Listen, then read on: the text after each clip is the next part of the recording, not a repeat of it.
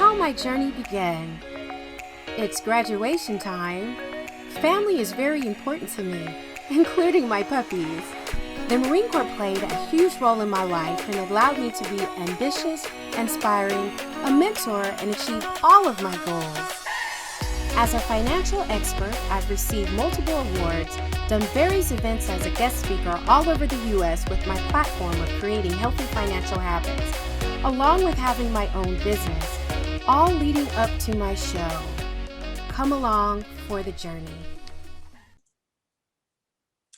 Hello, Gems, and welcome to your second show in 2021.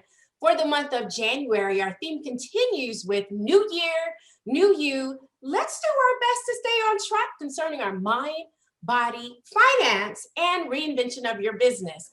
For your second episode, we'll be discussing the body, part of the theme, which will include nutrition, exercise, and your mindset. Before I introduce you to our guests, let's go over a few statistics from the nutrition and exercise industry. 76% of Americans have gained up to 16 pounds during quarantine. Oh my gosh, this is a lot of weight. 63% of gym memberships go completely unused. Guys, what are we doing with our money? 82% of gym members go to the gym one time per week.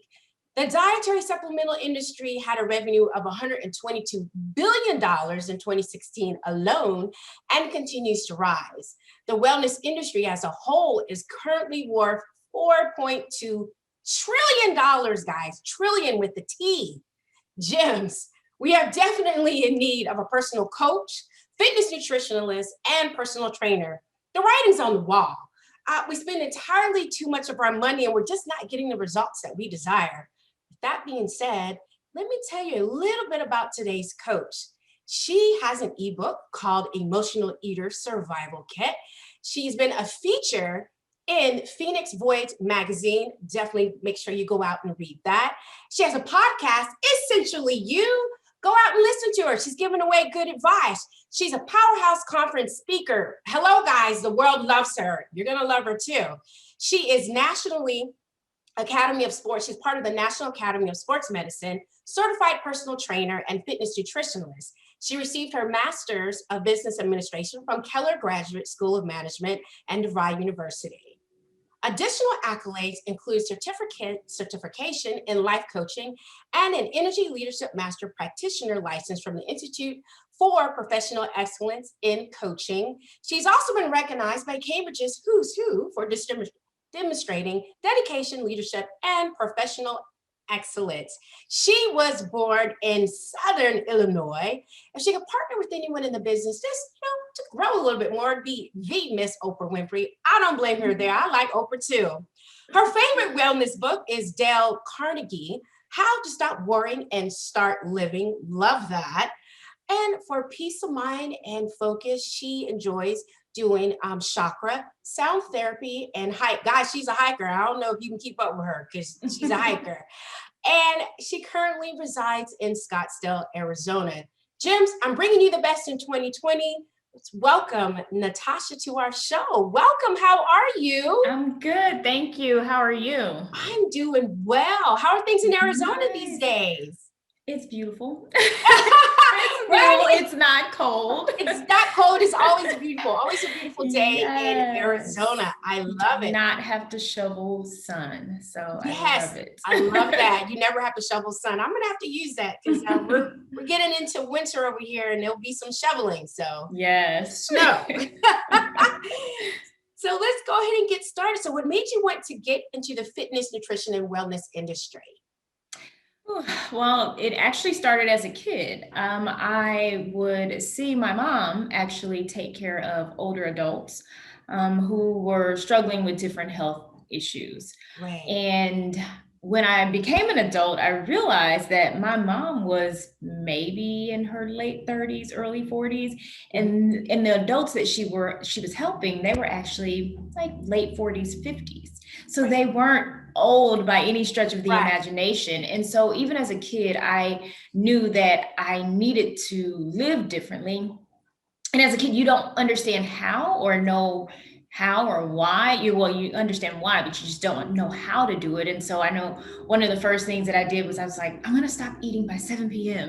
So Right. I would do little things as a kid. And then I'm actually dating myself right now, but there was a workout guru. Her name was Tammy Lee Webb, and I had my mom buy me her VHS tapes. I'm really dating myself, right?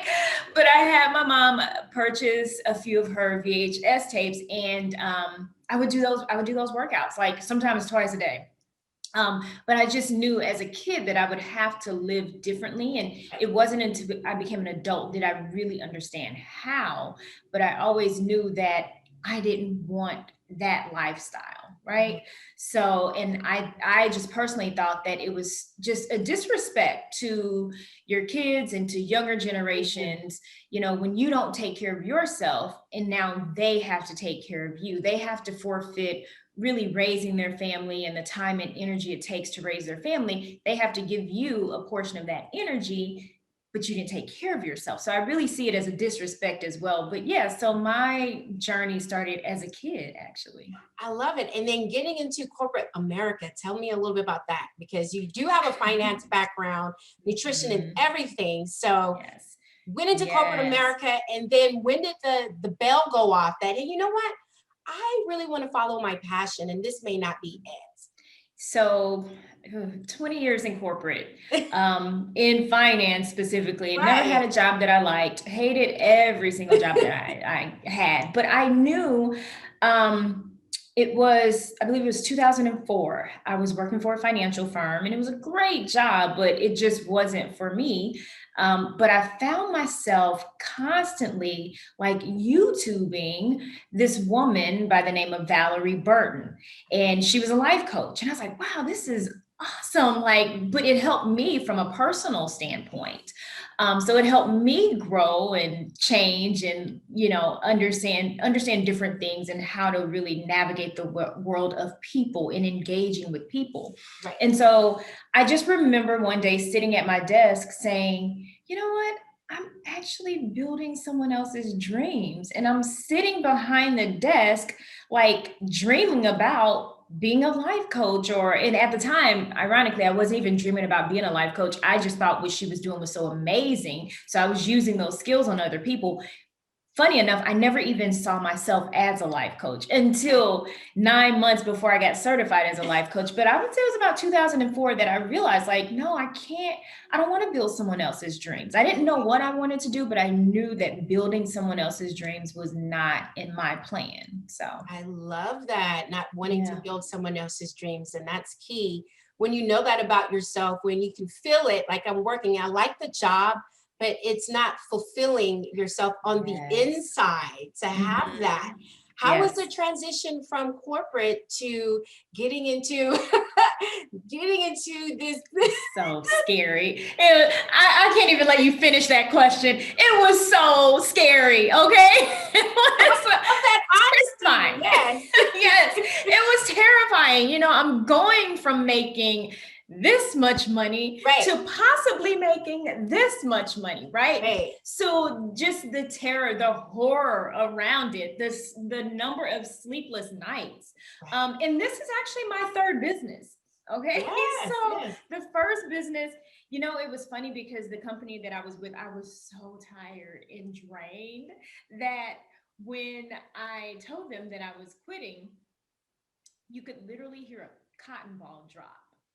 And I was just like, but for me, I could literally feel the weights fall off my shoulders when I said that. Like when I said, you know what, I gotta step out and do this because this isn't working for me. And it was nerve wracking. So that first time, I did not lose sleep at all because I was so drained.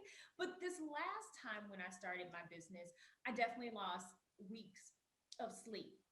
It's nerve wracking, especially now, with fast forwarding 11 years from that first business. I was definitely afraid. But I made it happen. It's one of the things we always hear, do it afraid. If you're going to do it afraid, And so I knew I could start a business. So that's the one thing that I could prove is that I could start a business. So I just did it. I just did it. I love it. Simple, but if there's so many emotions attached to it that it's just, there's regret, there's fear, there's all of these emotions, but at the end of the day, you have to stay true to you.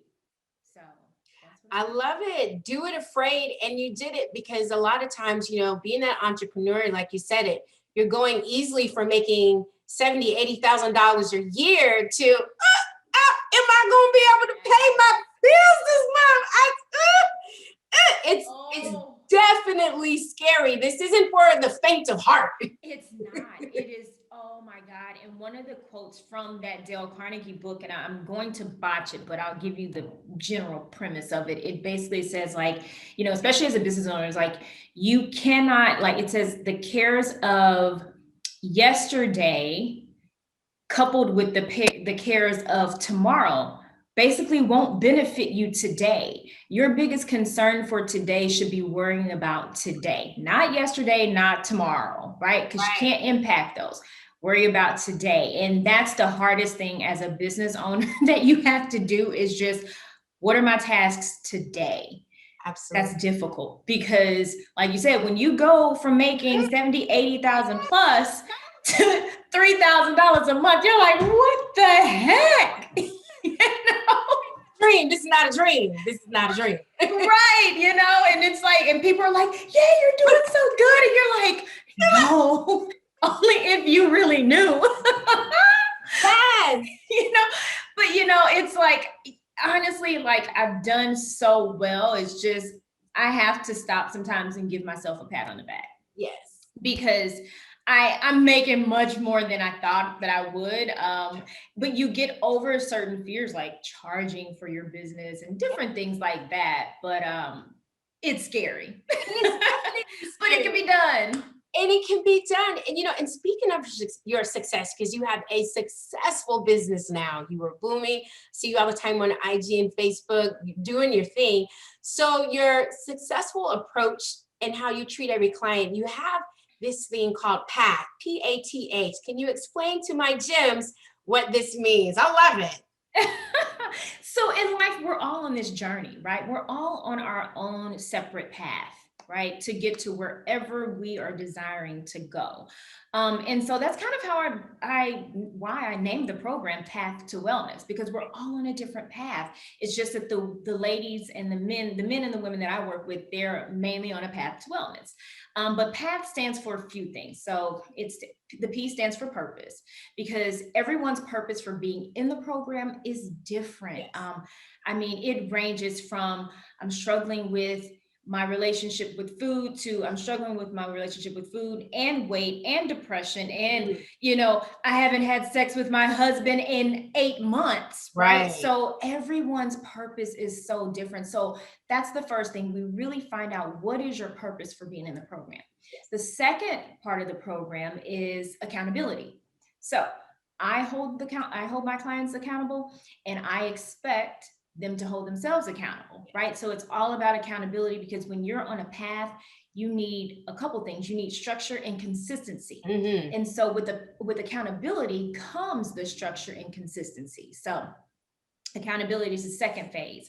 The third phase of the business, or the third phase of the program, is thoughts.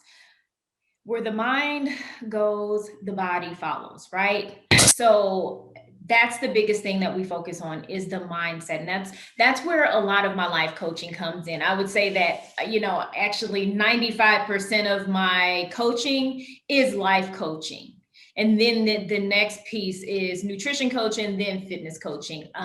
Because without a sound mind, without your thought process being in the right place, your emotions are going to be all over the place, which means your life is going to be all over the place, which is why we take a step back to accountability, right? With accountability comes consistency and structure. So we work on your purpose, accountability, thoughts, and then the last piece is healing, right? So without a healed mindset, without healed emotions, your perspective is off. So we work on healing, because once you are able to heal from a situation, you can begin to move forward. There were times where I've spoken with clients, and even myself in life have felt like there was a dark cloud over me, right? And then once that dark cloud is lifted, you're like, whoo, I feel good. I can move on with life, right? So that's kind of how a lot of my clients are. It's like they have these dark clouds over them. So I help to remove the dark clouds from the path that they're on so that we can start to move forward, or they can really move forward in their life and on their journey. I love that. And speaking of all these stages, because you really do specific specialized plans for every single client. There's no cookie cutter here. There's not one size fits all. It literally is based off of you. Can you walk my gems through the stages of grief? You guys are going to love this because the way she puts it together, like I saw myself and I'm like, yep, I go from here to here, but I'm going to let you tell them about it because it's definitely an awakening on how you see yourself on the wellness path. So give us a little bit of that. Okay, great. So you're right. A lot of people have never really heard of food grief or the stages of grief associated with food. Right. And usually, because when we think of grief, it's usually related to losing a loved one or a pet or something extremely important to you. But here's the reality. If you've ever tried to lose weight before, then you know firsthand that grief, it doesn't just happen when you lose a loved one. It happens when you're making major life changes, such as your diet, and then you're realizing that you can't use food in a way that you normally would, right? You really have to change the course of the way you think, the way that you approach food. And for that, it creates a huge loss for people. Right. Because for some people, food it's a good friend. Mhm. It's support, it's strength, it's comfort, and it's love. Right. And so when you lose that, or when you give that up, when you give up using food in that way, it can feel like a death. And so there starts the grieving process. So there are about 5 stages in the grieving process. And the first one is denial, right? So a lot of people are like, I don't think that I'm really grieving about this whole weight loss program. It's a little difficult, right? But I don't think I would change anything. I think this is going to be pretty easy for me. Right. Right. I can give up the Starbucks, right? So that's the first stage. And the second stage is flat out anger, right? So, and it manifests itself in so many different ways where, you're sometimes people are angry. And so they feel like they're just going to let something happen. So I'm just going to gain this weight. Just screw it. It's not going to happen. I'm just meant to be this big, they come up with all these excuses, but the underlying emotion is anger. Right. And so the third phase is bargaining. It's like, okay, only if I only had, a faster metabolism, then this would work, right? Like, or if I didn't like bread or sugar, then this would work for me, right? So that's the third phase, but they're just kind of bargaining, like, but they're seeing the reality, but they're still just trying to just bargain their way. Like, I'm guilty of the 1 or 2 more glasses of wine, please. It really won't hurt. It won't hurt me at all. I'm in the boat. So definitely guilty of that, but you're trying to bargain your way through it, right? And then the fourth stage is depression. So I find that clients literally fall into a slight depression, because they're out of the denial. They're no longer angry. They're done bargaining because they realize that if they want their ideal body, that they just simply cannot go back to eating the way that they were, right? They need new habits. And sometimes with forming new habits, you can put yourself in a state of depression because it's that sadness that sets in. And so again, you're starting to really mourn the death of this old lifestyle. Right. So that's the fourth stage. And then the fifth stage is the stage that I love because they finally accept it. So once they're no longer feeling sad and once they're no longer feeling sorry for themselves, they begin to get into this phase of just acceptance for, you know what, this is where I'm at. And I just have to adjust to this new lifestyle. They really start to learn what does and doesn't work and, how to actually work a proper plan in order to get on the path that they need to be on to get the results that they want. So yeah, the clients go through all 5 phases. It's so crazy because I remember the first time I had a client go through all 5 phases in like one weekend, and I was like, whoa. Like, What happened? whoa. But you know what? I always say that she's one of my biggest success stories because while she didn't lose all of the weight, everything in here that needed to be uprooted and transformed, that's what happened. And so guess what? Now she's losing all the weight that she wants to lose. But it took that coming out and her getting through the program and like really bringing that out for her to now be committed to her goals, because she couldn't really see the goals. She would set the goals, but she couldn't really see the goals for everything that was speaking on the inside of her. It was too loud. Yeah. I love that. I love that because when I spoke with Natasha and she was going through this with just speaking about it, I was like, I know I'm a bargainer. I know I do. I go between, the bargaining and the anger. Like, like you said, why do I have to give up my McDonald's French fries? I only eat them once a month. I don't understand why. Okay, so, and then you go back to bargaining. So if I eat my French fries and then I go for a walk in a little mini jog, and that's the bargaining. So yes. What have you seen a lot of your clients? Is there like specific phases that most of them kind of go back and forth from, or is it just, some may get, I'm not going to say stuck, but maybe a little bit longer in one phase or the other. Like I know I'll be at bargaining for a long time. You're going to be like, Jewel, I'm going to need you to, can we move on?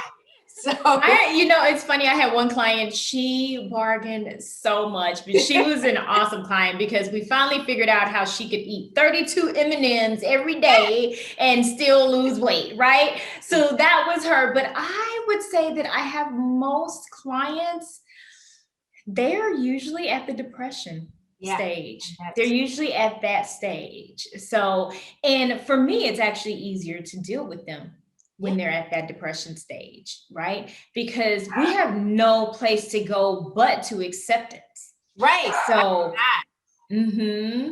yeah. So yeah, we just work on the acceptance or we work on the depression and get to the acceptance. And yeah, so they're actually the easiest for me to work with. I can see that being a little bit easier. And so I know this is like an 8-week wellness course. So explain like the typical weeks a client may go through.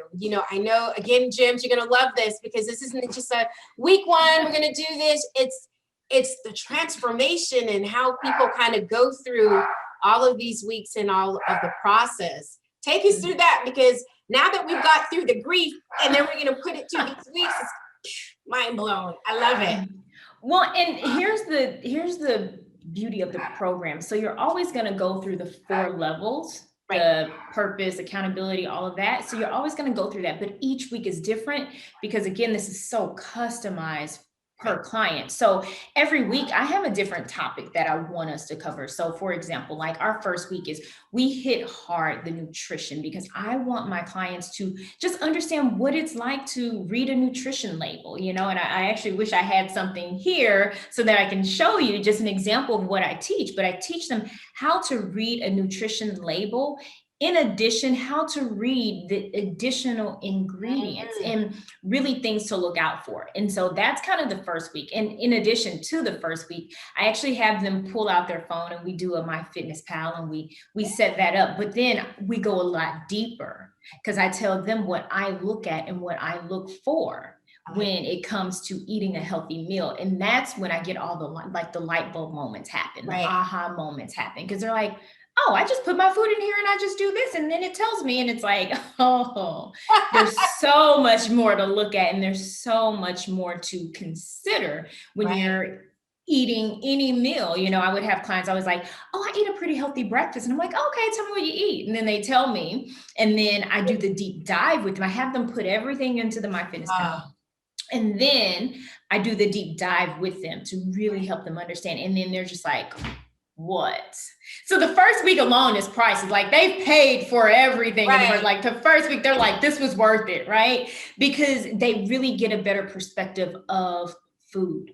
And then I have some clients because again, it depends on the client. So I have some clients where they have grocery store assignments, because a lot of people honestly don't know how to grocery shop, right? True. So I teach them those things to help them. So when they're in the grocery store, they're more confident, they feel more empowered, because this program is really about empowering you to do something that you haven't done before, you just don't know how. Right. So again, each week is different. We definitely work on hydration, because your gut health is very important. But if you're dehydrated, which a lot of people don't know that they're dehydrated, you know, that can take effect on your mental and your physical body as well. So yeah, each week is so different. We talk about sleep, we talk about emotional eating, food digestion, how certain foods digest in the body, because again, it sounds so deep, but it's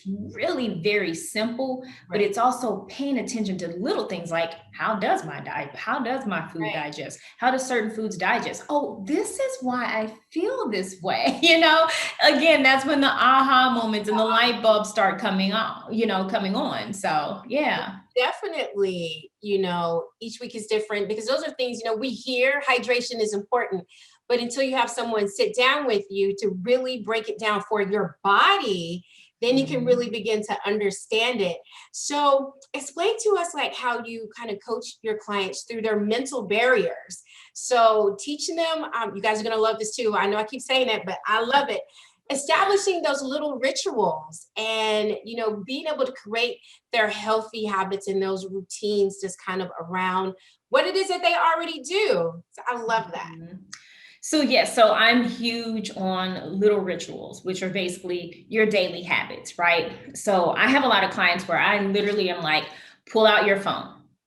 Perfect. Now, go to your calendar. And we literally put together their calendar, because a lot of people just live and they're like, oh, I have this to do today. I have this, and it's not organized. So we do a lot of time blocking, but we set up little rituals. And two of my most favorite rituals that I actually personally do is a morning routine and an evening routine. Right. How do you ease into your day? Do you wake up 30 minutes before it's time for you to leave?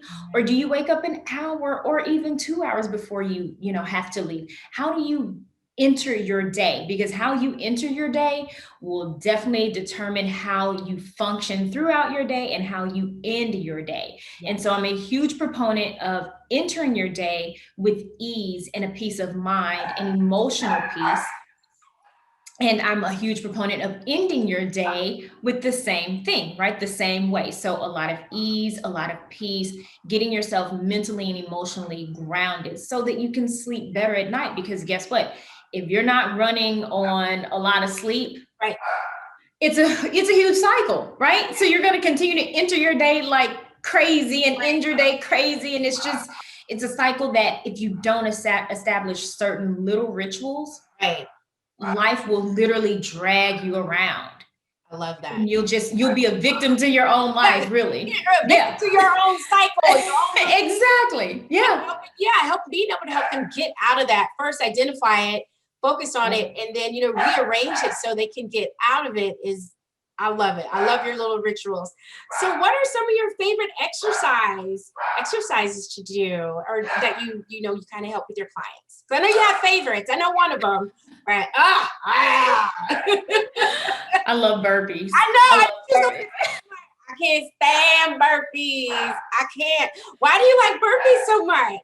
Well, one, they're a good full body workout, but two, like I'm really big on building my arms and my quads. And so I really like when I do a burpee, like I go down and I do the push up and I jump back up. And it's like, I can just feel it in my entire body. And after the third one, it feels good. Now the first two, I hate it. Right. But yeah, after like the third one, I love it. She doesn't love it, you guys, like with full energy, joy. I'm over here. I can't stop. This eye goes down a little bit. The eyebrow goes up. I do not like them. But I love her for that. So if you would have one, what is your like most requested meal prep? Or that someone, that they have like, ooh, this is really good. Or, tell me how to make this. Do you have like a favorite go-to meal? Oh, that's a good question. Sometimes it depends on the season. So I'll tell you what I had for lunch. So I had stuffed peppers I love stuffed peppers, right? So a favorite meal is like I said, sometimes it just depends on the season. And what I do provide with my clients with is every client I give them a recipe collection. So I give them a set of macros that they can eat by, which is like this huge list of like approved foods. And I love it because it allows them to see, oh, these are healthier foods. But then not only that, they can pair that document with their local newspaper. So if asparagus is on the document, they can look in their local newspaper and say, you know what? Asparagus is on sale. I'm buying asparagus, right? So, I give them so many tools to help them eat right. So I never take the wheel when it comes to what they eat. Good. Yes, so I teach them how to eat, and I teach them some of the things they should stay away from. But again, we're all human, right? I love pizza and hot wings. And so I learned how to fit it into my diet. I learned how to fit it in so that, I'm not gaining a bunch of extra weight. So I teach my clients the same thing because we're here to live life, So, and for me, a well-lived life is I get to eat the foods that I like, and I get to drink alcohol, but I still also get to have the ideal physique for me, right? So I'm not trying to be a bodybuilder and all of that, I just want to look good in a bathing suit. I love it. I do, right? I do. So yes, right? Yeah. So it's like, but I'm not sacrificing, and I'm not putting myself in the stages of grief just to have anybody, right? It's like I still get to enjoy life. I love it. What is the best way for future clients to get in contact with you? Ooh, several ways. So yes, so I think you're going to have my website information down below. Yes. So my website information, you can get a hold of me on social media, of course. My name is Natasha NaShea. I think Jules going to have my name down there so you guys can get the correct pronunciation and the correct spelling. So my Instagram as well as my Facebook is Natasha NaShea. I do have a private Facebook group called Break Free from Emotional Eating. And that is a group that is all about like healthy living, healthy lifestyle. It is about emotional eating, but that is not the only thing that we do in that group. I love that group. I mean, we do challenges.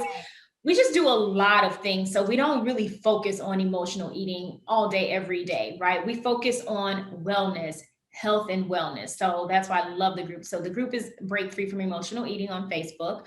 My website, Oh, and then you can email me at emotionaleatingadvice@gmail.com. And my website is emotionaleatingadvice.com. So that'll all be there for them. I just like for them to hear it from you. I love it. So I always ask my guests for one inspirational quote that they could leave for us while they're here. What is your inspirational quote? All right. My inspirational quote is change your life, change your legacy. I love it. Begin to change your life. By default, you will change the legacy that you leave behind. So change your life, change your legacy. I love it. Thank you so much for being a guest on the show. You're welcome. Thank you. Thank you. We learned so much. So, Jims, I'm here to tell you, we need a coach. Don't sit here in 2021 thinking I can do it, because we've been saying that and it ain't right. It didn't happen. So I'm giving you the best here. Reach out to her. Pick her brain. She's going to get you right. She's not going to lead you down the wrong path. So thank her again for coming on the show. And Jims, creating healthy financial habits is a lifelong commitment. Remember, without change, there be no butterflies. My favorite quote, I love that.